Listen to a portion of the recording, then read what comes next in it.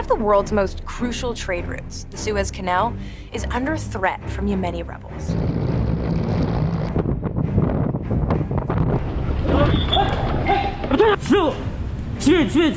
Militants who support Hamas who've been attacking ships passing through the Red Sea. This week, a Norwegian oil tanker was hit by anti-ship missiles and caught fire. Houthi military leaders claim they're acting in solidarity with Palestinians, and that all of the targets have some connection to Israel, but that's far from clear. And experts are warning if this continues, it could have a major impact on the cost of pretty much everything. And the reason? 7 of the 10 biggest commercial shipping companies have decided the risk just isn't worth it. Those 7 companies make up 2/3 of the global shipping market. And in many cases, instead of going their normal route, they're making the extremely costly decision of going all the way around the entire continent of Africa, just to avoid the trouble. The Suez Canal is by far the quickest sea route between Asia and Europe, and it's an important route from Asia to the Americas as well. Any ship passing through the Suez Canal has to come through the narrow passage between Yemen and Africa, called the Bab el-Mandeb Strait, not far from Houthi-controlled territory in Yemen, and where most of these attacks have taken place. And it saves you about 25% of the time on the journey between Asia and Europe. So it's a huge, vital trade link. Here's just how vital it is. About 12% of all global trade passes through this canal, including 30% of the world's container shipments.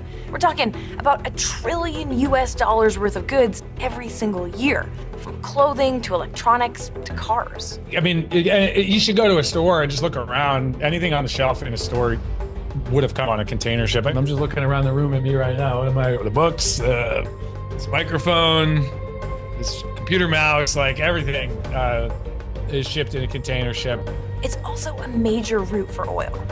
About 10% of global oil shipments flow through this canal. Just to give you an idea, in the first half of 2023, that was about 9 million barrels a day. Europe may be most affected by oil disruptions because a significant amount of their imports arrive via the Suez Canal, even more since they stopped taking oil from Russia. And there aren't really many good alternatives. You can't just send all these goods by air if you consider the massive carrying capacity of these ships. For example, the world's largest cargo plane is 84 meters, or about 275 feet long, and can carry a few 100,000 pounds of cargo. But compare that to the largest container ships. They're somewhere between 275 or 400 meters, or 900 and 1,300 feet long, and can carry hundreds of millions of pounds. Every other alternative is really expensive. Some of the biggest shipping companies that have pulled out of the area are now diverting their ships around the Cape of Good Hope on the southern tip of Africa. Sailing from Asia to Europe via the Cape of Good Hope instead of the Suez Canal is a significant diversion.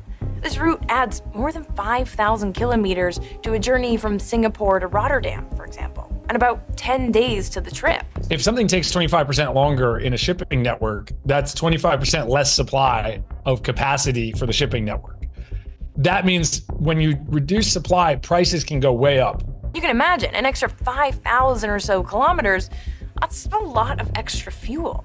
Here's the thing, the cost to pass through this canal has already been going up steadily for months since the Israel-Hamas war started, because ships have to notify their insurers when they're sailing through a high-risk area. Obviously, ships have to be insured. If you are transiting one of these areas, you may have to pay an additional premium, depending on who you're insured with. Just this week, a group of prominent marine insurers widened the area in the Red Sea they deemed to be high risk, meaning more ships will have to pay those premiums. So at this point, shipping companies have a tough choice to make.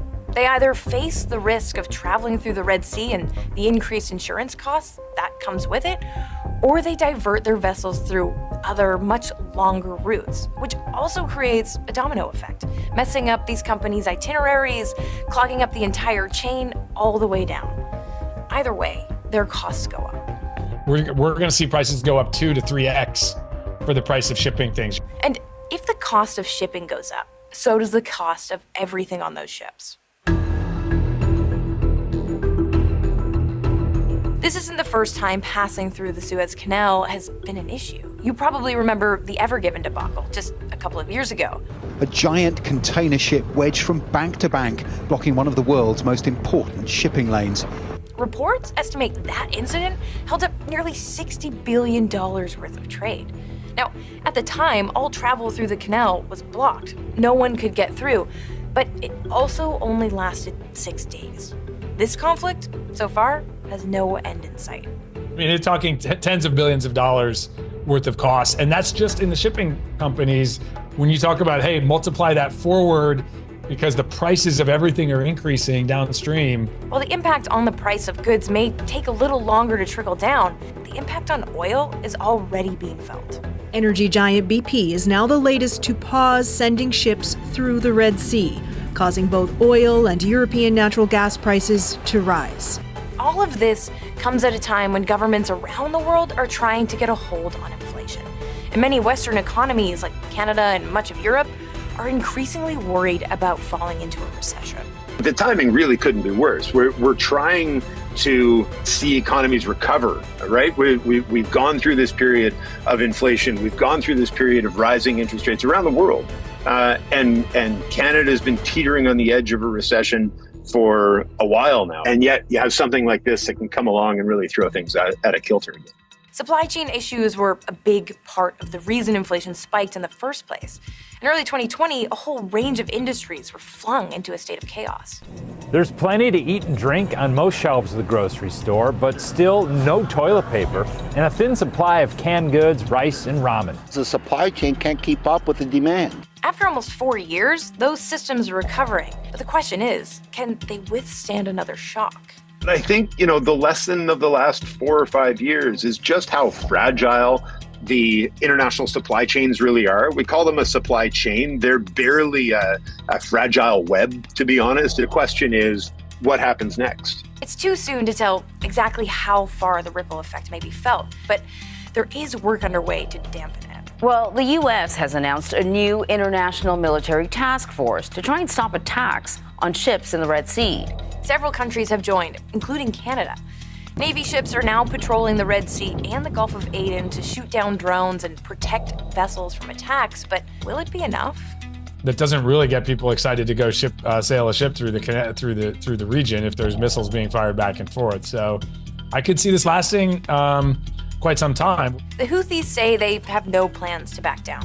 One senior official writing in a post on X, even if America succeeds in mobilizing the entire world, our military operations will not stop, no matter the sacrifices it costs us. And the longer this goes on, the more people all over the world are likely